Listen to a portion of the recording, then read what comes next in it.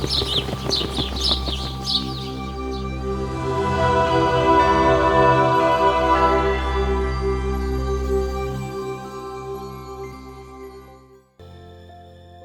always in awe of how God can turn our lives around if we would just let Him. Here's a great testimony of how God did just that with my cousin Frederick Anderson. Can you do me a favor and let everybody know who you are? I am Frederick Brown, formerly known as Ricky Brown, also known as Frederick Anderson. Awesome.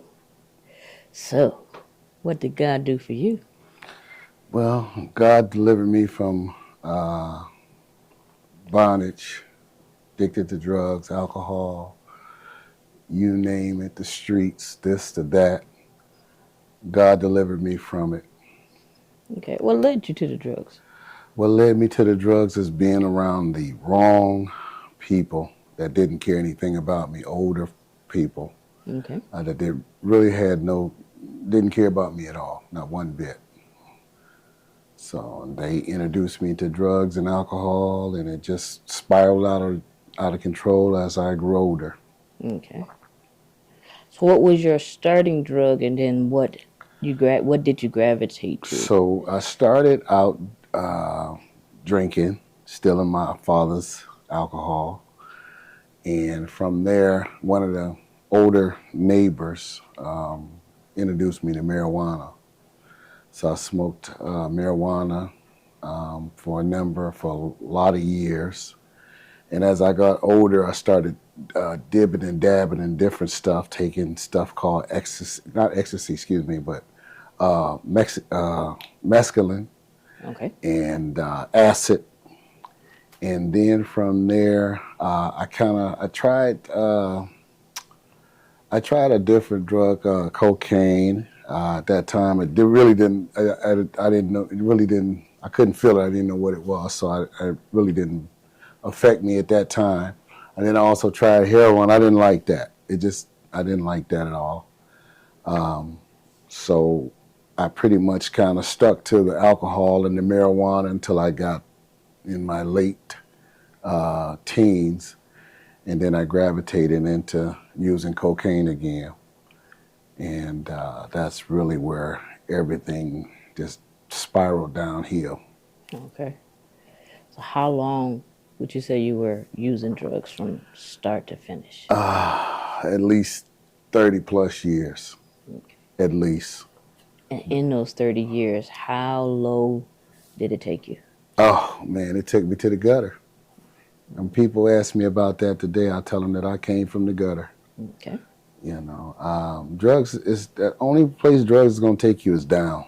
You'll never find an up. You think you're up because you're getting high, but in the end, you're going straight to the bottom. Okay.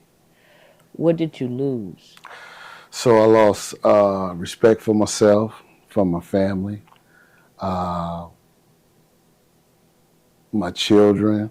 My child at that time lost his, the opportunity to watch him grow up because I was so strung out. And in the streets, lost good relationships with his mother. My family had kind of got tired of it. They was putting up with it for years and years, and they really just kind of washed their hands of it, And so I lost quite a bit. Jobs, place to live. It takes you down. Okay. Were there any moments where you were arrested? Man, I can't count the times I was arrested, and I will say those times that I was arrested, those were times I really say to save my life. Okay. How so?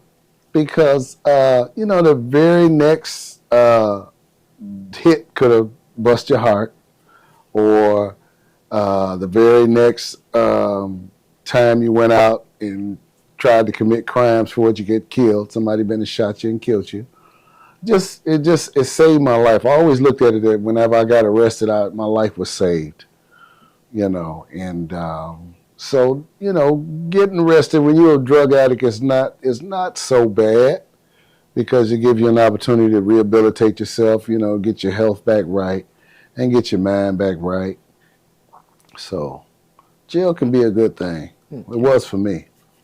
So when you were released, you went right back to it, or was there a period Many of a time? many a times I would get out and go right back to, I do good for a little while and then I go right back to the streets thinking that I can just take one little hit and I'll be all right. And it never worked. I ended up right back in there. So what happened that made you change? So I had committed a crime and I was arrested for it. And to be honest, I was so glad that I was arrested because I knew that I was going to be able to live because I was going to jail. And it saved me.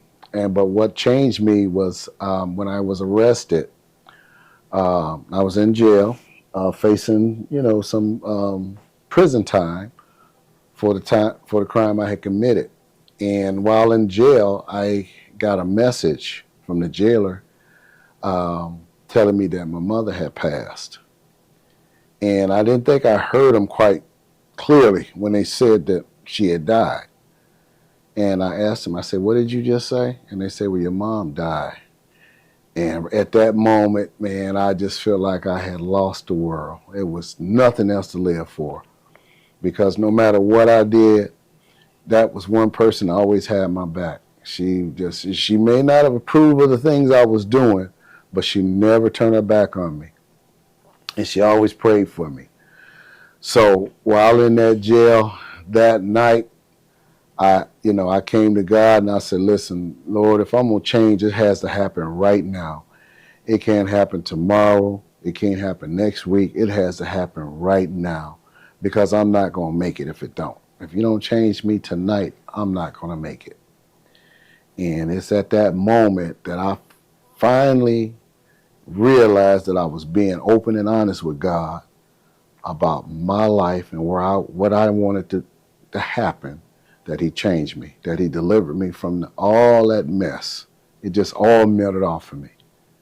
Awesome. So that's why No I am today. withdrawals, just a change of mind. Just changed everything, Awesome. If this testimony has helped you in any way, please subscribe, like, and share this video so that we can reach as many who need to hear that God sees, he cares, and he delivers. And click the link in the description to help us continue sharing the good news of deliverance by making a donation. We thank you in advance. Now back to the testimony. Oh, that is so beautiful. So you lost a lot of things. You lost your family, you lost respect, you lost jobs, homes, all of those things you lost while you were doing the drugs. Mm-hmm. What did you gain after you gave your heart to Christ? The first thing I gained was respect for myself. Well, I shouldn't say the first thing. The first thing I gained was the amazing love for Christ, for what he done for me. Because he pulled me out. I came to find out it was not a hole too deep that God couldn't pull me out of. And I tell people that all the time. Listen, that hole ain't deep enough. He'll get you up out of it.